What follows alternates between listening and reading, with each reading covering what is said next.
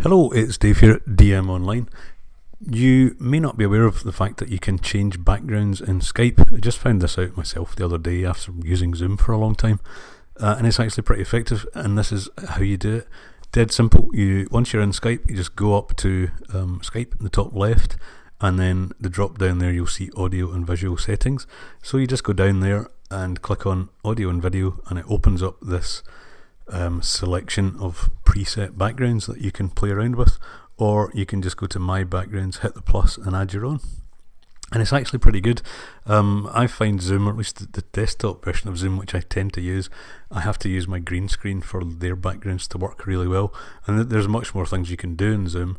Maybe Skype will add more as time goes by, but this is actually pretty good. This is me just actually sitting in my front room, so there's no green screen behind me or anything, and as I move around you can see it works pretty well, better than Zoom does without a green screen background. So there you go. I hope you enjoyed that.